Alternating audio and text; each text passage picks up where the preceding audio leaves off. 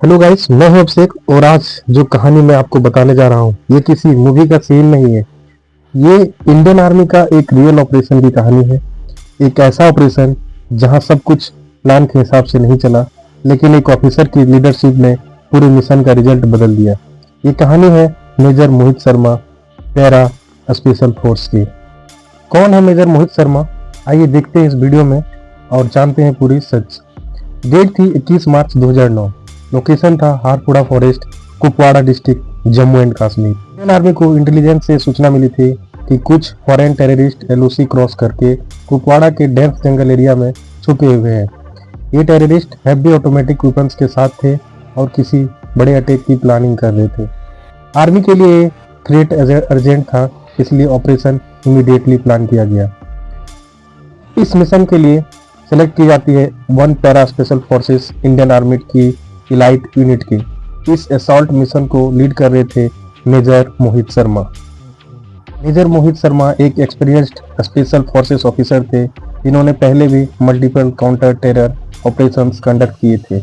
Mission clear था, terrorist को locate करना, उन्हें न्यूट्रलाइज करना और पूरे एरिया को सिक्योर करना। स्पेशल फोर्सेस का जंगल ऑपरेशन कभी सिंपल नहीं होता। हारपुरा फॉरेस्ट बहुत डेंस था, विजिबिलिटी कम, अनएवन ट्रेन और हर डायरेक्शन से अटैक का रिस्क। मेजर मोहित अपनी ब्रावो असॉल्ट टीम के साथ साइलेंटली जंगल के अंदर मूव कर रहे थे। टीम हैंड सिग्नल्स और टेक्टिकल स्पेसिंग के साथ स्लो और कैलकुलेटेड मूवमेंट कर रही थी, लेकिन टेररिस्ट ऑलरेडी एडवांस्ड में थे।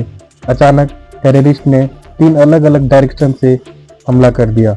ऑटोमेटिक वेपन से हैवी फायरिंग शुरू हो जाती है। इस सरप्राइज अटैक में 4 para SF commando seriously injured हो जाते हैं। सिचुएशन एकदम क्रिटिकल हो चुकी थी।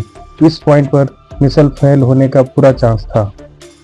यहीं से शुरुआत होती है मेजर मोहित शर्मा का रियल लीडरशिप सामने आता है। उन्होंने कवर में रखकर सिर्फ ऑर्डर्स देने के बजाय खुद आगे बढ़ने का डिसीजन लिया। फायरिंग के बीच जाकर उन्होंने 2 जख्मी कमांडोज को फिजिकली ड्रैग करके सेफ पोजीशन तक पहुंचाया। ये काम सिर्फ करेज नहीं, एक्सट्रीम प्रेजेंस ऑफ माइंड भी मांगता है।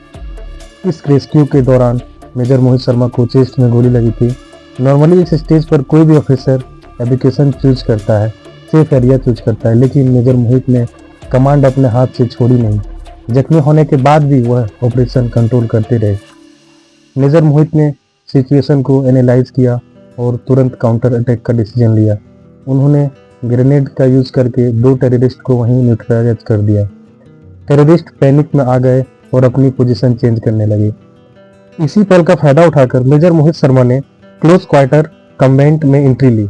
यहाँ उन्होंने 2 और टेररिस्ट को एलिमिनेट किया। टोटल 4 टेररिस्ट उन्होंने न्यूट्रलाइज कर दिया। अब मिशन अपने रास्ते पर चलने लगे थे। इसी इंटेंस कम्बैट के बाद मेजर मोहित शर्मा अपनी इंजरी की वजह से वीर गति को प्राप्त हो जाते हैं। लेकिन ये समझना बहुत जरूरी है कि ऑपरेशन फेल नहीं होता है। उनका लीडरशिप की वजह से जख्मी सोल्जर्स बच जाते हैं, टेररिस्ट थ्रेट खत्म होता है।